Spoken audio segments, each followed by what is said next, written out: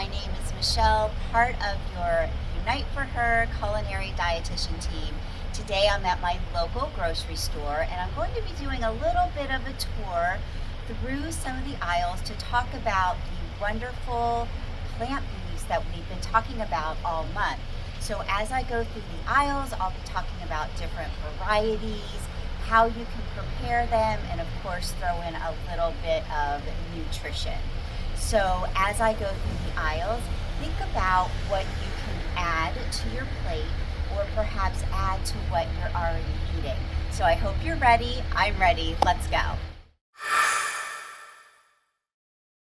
So of course I'm going to start in the produce department, where all of the fruits and vegetables are. But not just fruits and vegetables. Think about beans, nuts, seeds, whole grains, herbs, and spices. They all have fiber. And fiber is important for our gut health. It keeps us full. It maintains our blood sugar levels and our blood pressure. So as we go through the store, all of these plant foods have delicious fiber. And I'm going to talk to you about incorporating more of them into your diet. Now here I have some beautiful vegetables and some fruit. So note that the deeper the color, the more nutrients that the produce has. So for example, we have this beautiful green leafy vegetable. If we have a head of iceberg, still fine, absolutely nutritious, but this has a little bit more green, so we have more nutrients. And in addition to that, all of the different colors represent a different plant chemical. So a different plant chemical will represent a different nutrient. For example, the purples, reds, blues, they indicate antioxidants, which is going to help boost our immune system. The reds and the orange and the yellow, that indicates beta carotene. Once we consume beta carotene, it converts to vitamin A, which is important for eye health and cell development. Short on time? Not feeling well? How about heading over to fruits and vegetables that have been prepped for you? Ready to go fresh fruit to add to breakfast, snacks, and smoothies, chopped vegetable mixes to get your soup started, or to get a jump on your stir fry or just as a crunchy snack. Chopped and washed salads can save a ton of time. Don't forget about these convenient foods that are right in your produce department. Keep in mind, there are other ways to get your fruits and vegetables in. Head over to the frozen food aisle. Here you will find so many options, whether it's one vegetable in a bag or a mix of vegetables that are great meal starters. And I love that now you can find frozen vegetables with grains. Make sure to find options without added sauces. And don't forget about your frozen fruits. Use them for smoothies or defrost and add to yogurt or oatmeal. Be sure to stock your freezer with these healthy produce options. And let's not forget about our canned goods. Canned goods are my favorite because if I need to stock my pantry and they go on sale a lot, or if I need something quick to add to a salad or a soup or a stew or as a side dish, I lean on these great pantry staples. If you can find low or no sodium, that's great. If you don't have that available, when you open the can, just give it a good rinse to get rid of some of that salt. So we talked about the fruits and vegetables and their beautiful colors. Let's talk a little bit about the different groups of vegetables. So the first one I have here is the allium group, and that includes garlic and onions. And I don't mean just cooking onions. There's so many different types of onion.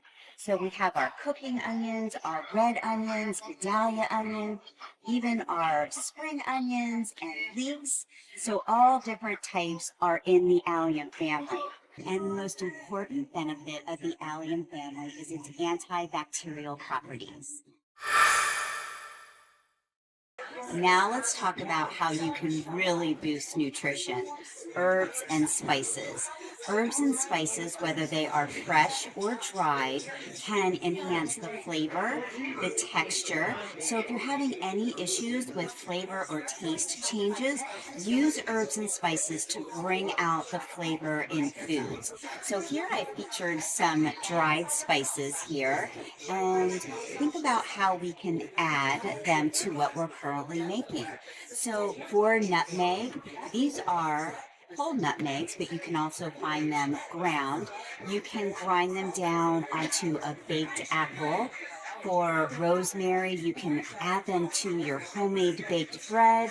We have some turmeric. You can rub them onto a roasted vegetable or even sprinkle some into your smoothie.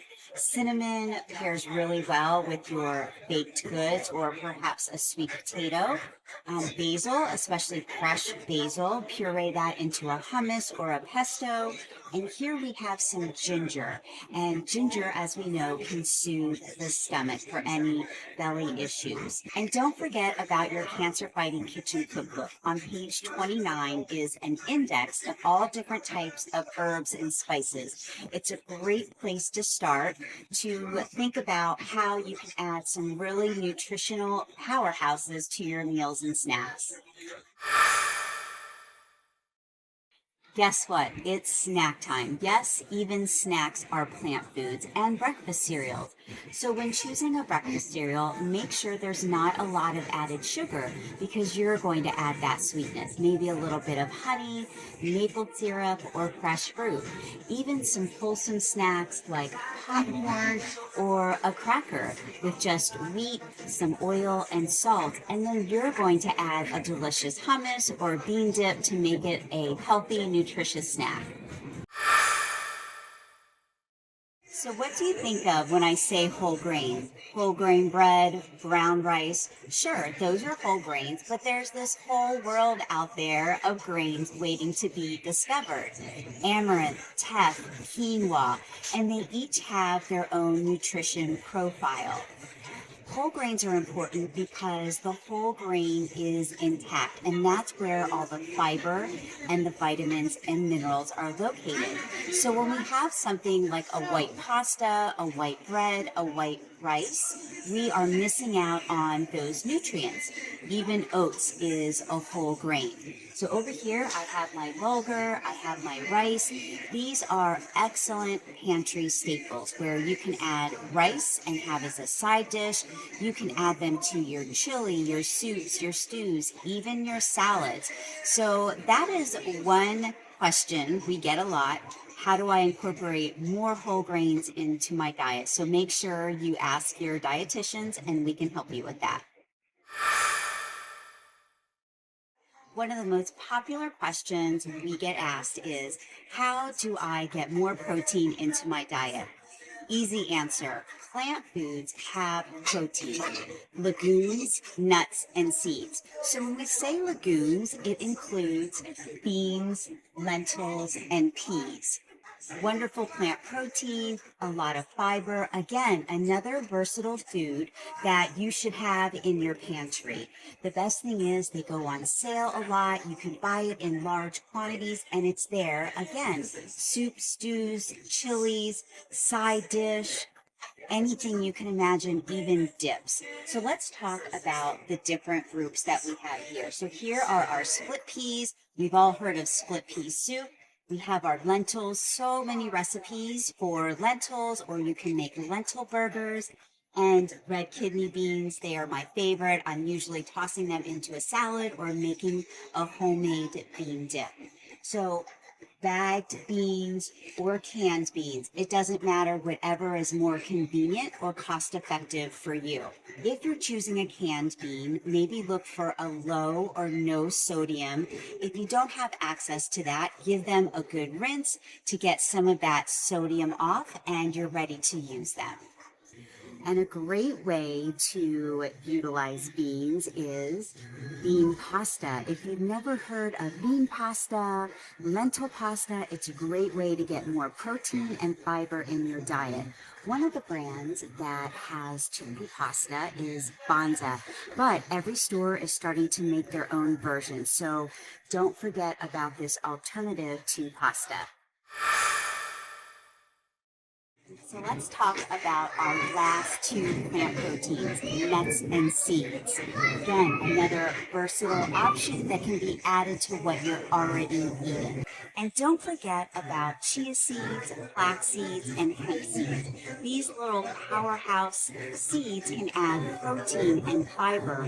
Just a couple tablespoons of these seeds can add 5 to 6 grams of protein. Add them to your smoothies. You can make a chia seed pudding, add them to your cereal. You can even bake with ground flax. So many options for seeds.